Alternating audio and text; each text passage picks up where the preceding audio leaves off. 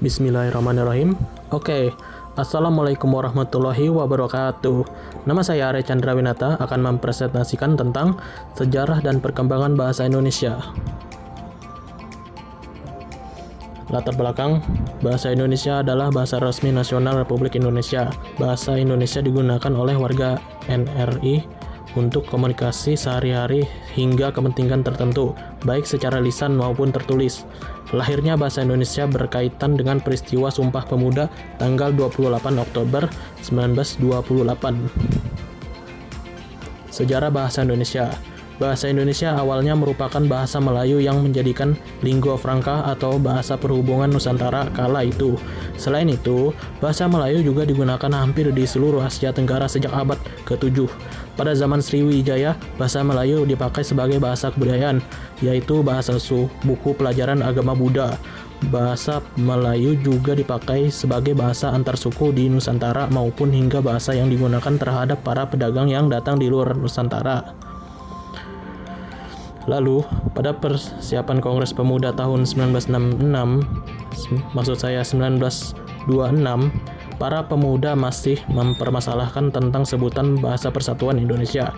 Kemudian, Tabrani mengusulkan bahasa Melayu diganti dengan istilah Bahasa Indonesia, dan hal ini pun disetujui bersama pada 2 Mei 1926.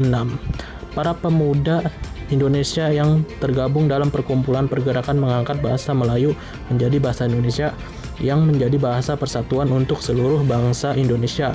Hal itu ditandai dengan lahirnya Sumpah Pemuda pada tanggal 28 Oktober 1928. Jadi hasil pengamatan: 1. Bahasa resmi negara. Bahasa Indonesia menjadi bahasa resmi negara sejak ditetapkan pasal 36 Undang-Undang Dasar 1945 pada 18 Agustus 1945. Hal ini ditandai dengan pembacaan teks proklamasi yang menjadi fase awal bahasa Indonesia sebagai resmi bahasa negara.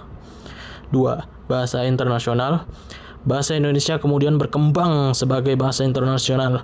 Hal ini dicanangkan pada Kongres Internasional Bahasa Indonesia yang diadakan di Jakarta pada 28 Oktober sampai 1 November 2018. Undang-Undang Nomor 24 Tahun 2009 tentang bendera, bahasa, dan lambang negara, serta lagu kebangsaan juga ikut mendukung bahasa Indonesia menjadi bahasa internasional.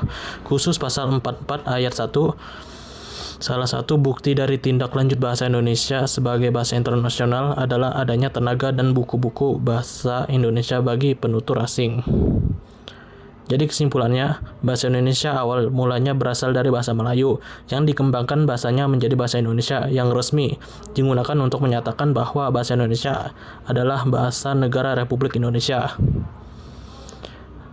Sekian dari saya, terima kasih. Wassalamualaikum warahmatullahi wabarakatuh. Terima kasih atas perhatiannya.